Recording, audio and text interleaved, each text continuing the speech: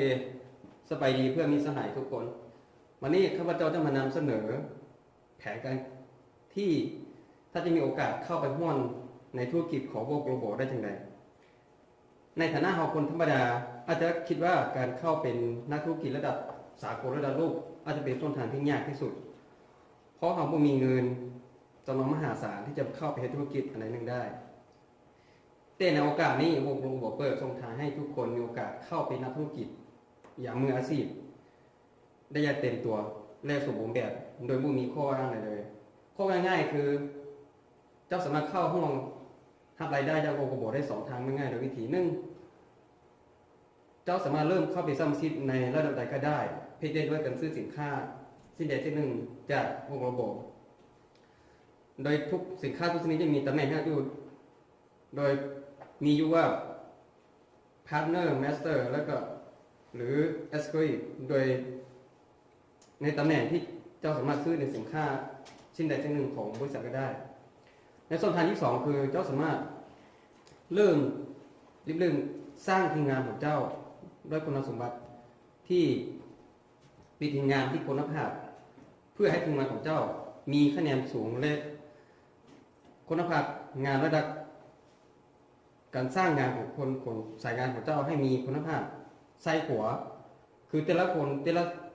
ข้างให้มีคะแนนอย่างน้อย550คะแนนขึ้นไปนี่คือแผนตัวอย่างจากพวกระบบแผนรายได้4 ทางแผนรายได้4 ทางมีจังไดเอามาเรียนรู้และเข้าใจเพื่อว่าแผนรายได้4 ทางนี้มาจังได1มาจากการขายนอกจากการขายสินค้าของวงระบบให้กับลูกค้าหรือให้กับคนที่รู้จักหรือการขายด้วยการแนะนำสินค้าให้มีการซื้อขาย2ด้วยการสร้างทีมงานคือเมื่อเรามีการแนะนำสินค้าให้คนรู้จักหรือแนะนำให้คนเข้ามาปิดทีมของเราก็มีการสร้างทีมให้ขึ้นมาปิดองค์กรหนึ่ง3รายได้มาจากการทำส่วนแบ่งยอดขายจากของบริษัทตัวนี้หมายถึงว่ามันจะมีแต่ละเขาจะมีเปอร์เซ็นต์แต่ละเปอร์เซ็นต์ของยอดขายแต่ละปีที่ตามออกเก็บไว้ให้เป็นยอดขายของบริษัทแล้วมีการแบ่ง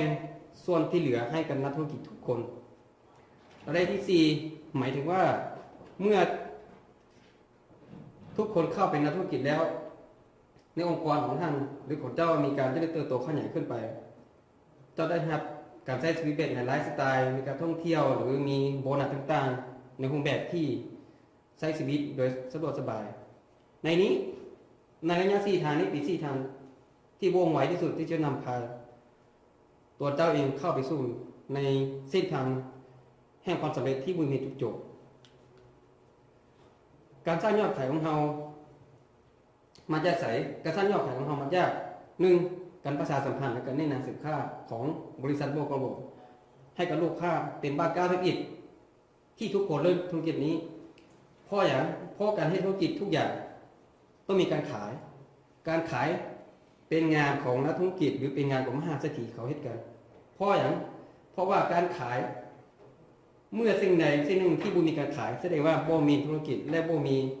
บริหารนักบ่แม่นธุรกิจทุกสิ่งทุกอย่างต้องมีการขายเกิดขึ้นจากหัวในธุรกิจใดหนึ่งคือว่าการขายเพราะฉะนั้นการแนะนำสินค้าและการขายสินค้านับว่าเป็นบ้านก้าวธุรกิจของทุกคนที่เริ่มในธุรกิจนี้ในเพจไลน์นี้ไม่ถึงเฟสเซลโบนัสปีถึงการขายโบนัสจากการขายในทุกๆครั้งที่ลูกค้ามีการซื้อสินค้าออกไปจากบริษัทผู้นินามในนามผู้นินามจะมี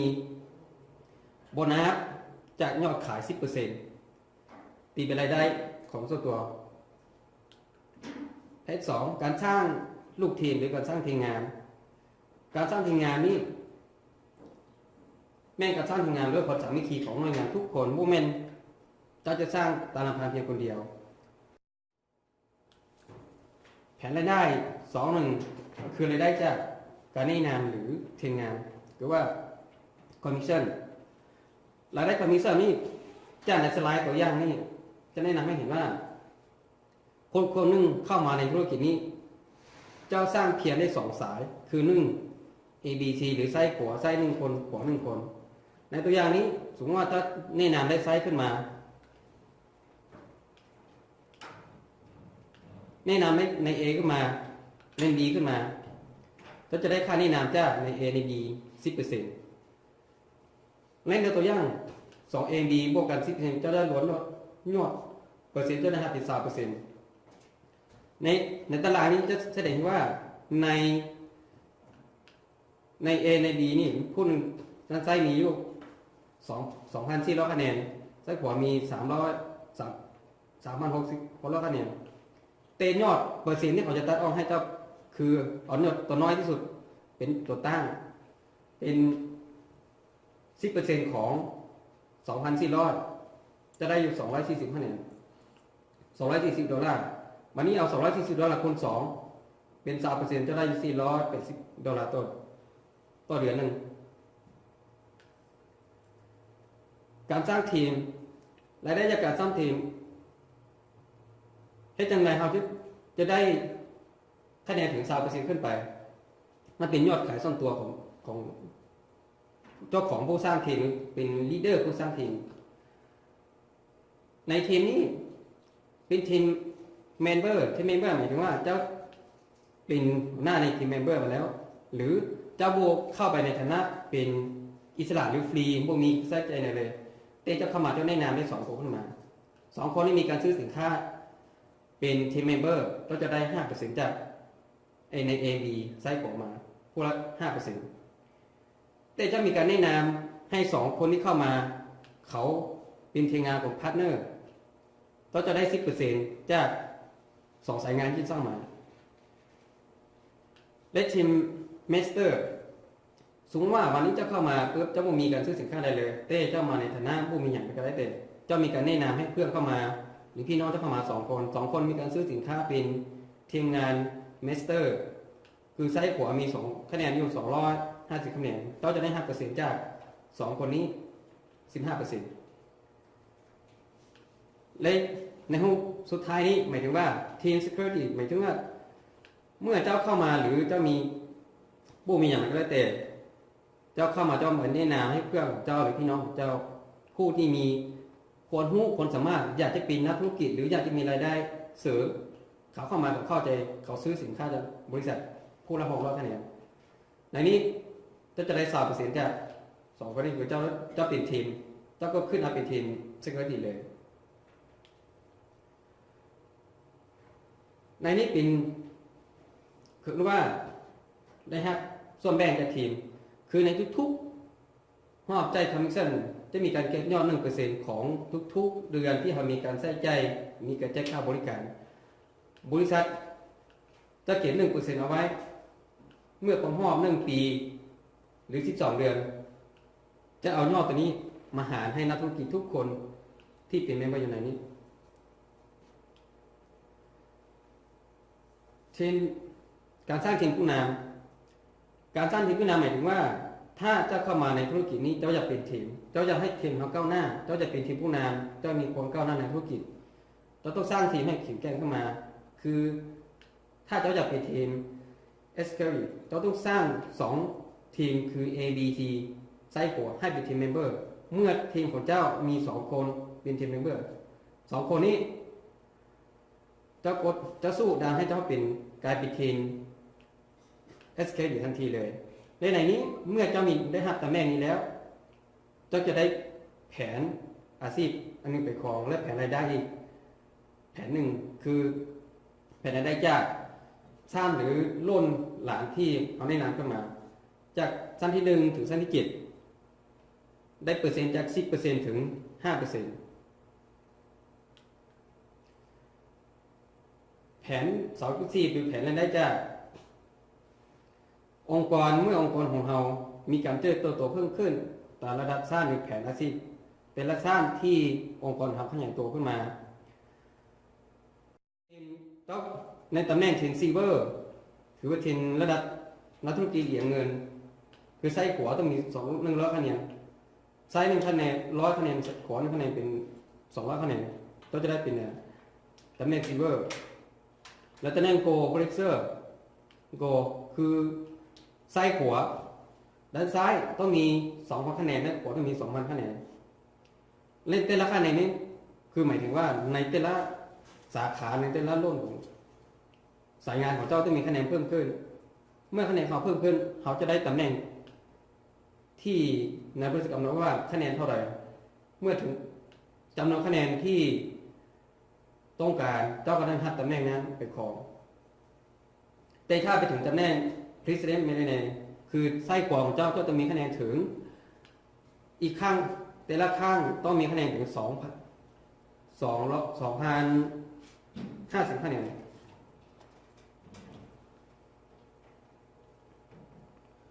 ในนี้เมื่อทีมเราเมื่อหน่วยงานหรือองค์กรเราจะมีการพัฒนาดีขึ้นบริษัทจะมีโปรแกรมการศึกษามีการเรียนรู้ตามระดับชั้นของเจ้าตามแผนสิ่งของเจ้าเมื่อเจ้าได้ครองตำแหน่งซีเบอร์ตำแหน่งโกหรือตำแหน่งแพทินัมเจ้าได้ไปเข้ากับศึกษาเพื่อองค์กร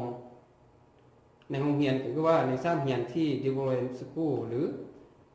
เมื่อเจ้าได้ทำตำแหน่ง Diamond หรือ Gold Collector หรือ Director Platinum บริษัทจะมีโปรแกรมให้เจ้าไปเข้าฝึกองค์กรหรือแผนการศึกษาในระดับ Diamond School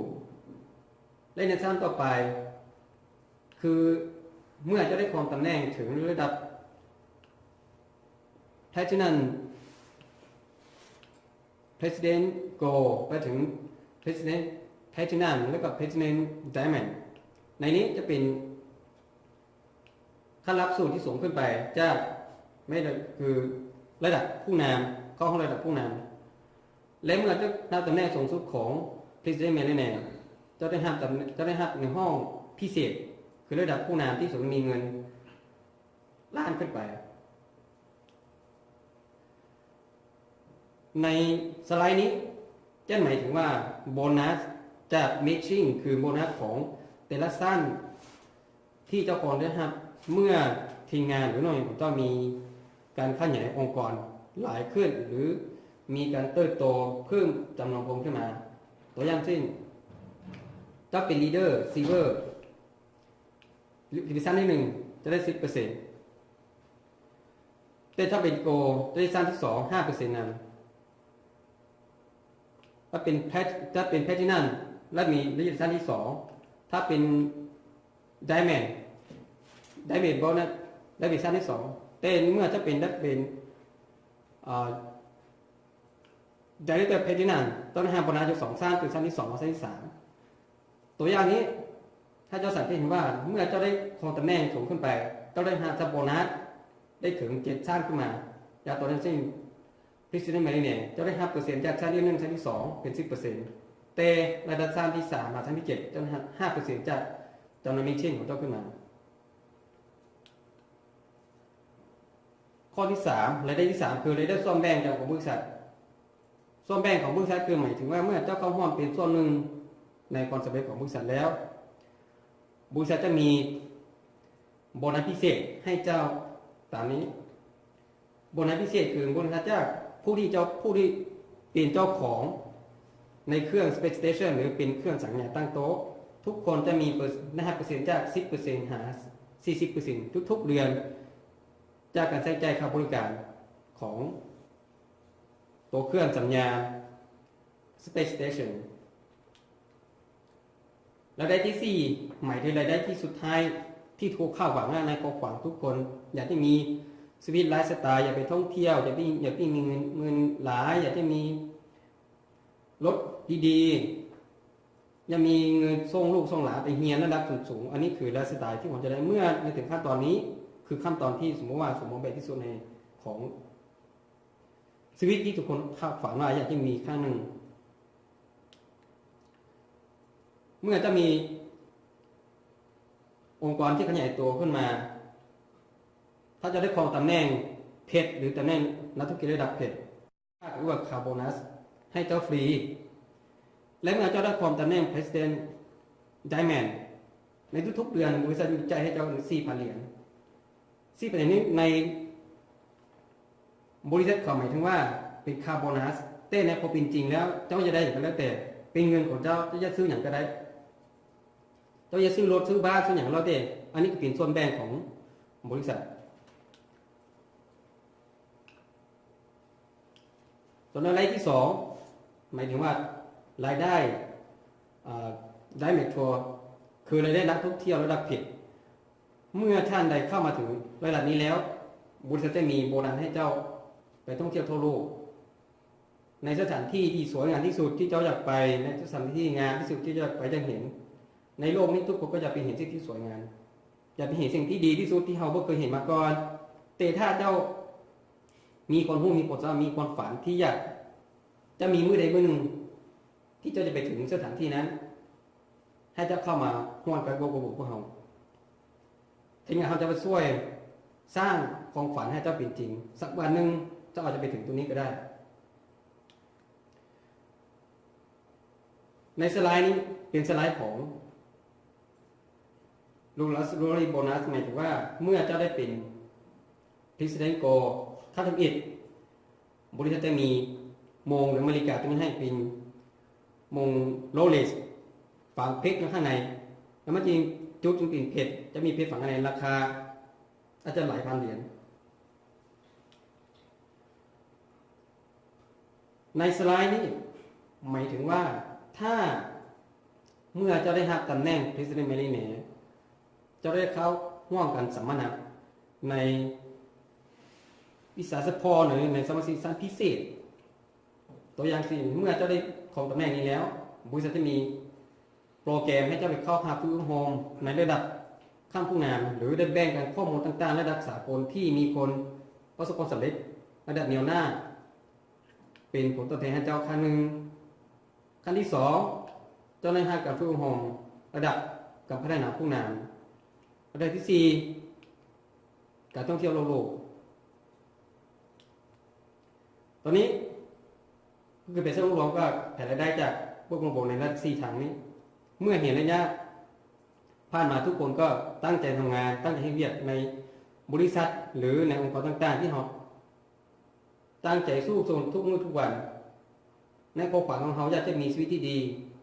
อยากมีบ้านหลังใหญ่จะมีรถงามอยากมีเงินให้ลูกให้เมียให้พี่ให้น้องถามซะว่าการอาชีพที่เขาเฮ็ดมาตลอด30 ปีเคยมีว่าที่เขาจะได้แต่ถ้าจะมีโอกาสเข้ามาจอยหรือมาเข้าฮอนนักโกโบเขาสามารถประกาศได้ว่าถ้าเขาตั้งใจได้2 ปี 3 ปีก็สามารถรีไทร์และสามารถเกษียณอายุได้โดยมีเงินเข้ามาตลอดชีวิตอันนี้คือผลดีหรือว่าเป็นธุรกิจพวกแปลกใหม่ที่ถ้าเขาผู้ใดเข้าใจหรือสนใจในธุรกิจนี้ก็สามารถติดต่อทางมาพวกเขาได้ขอขอบใจ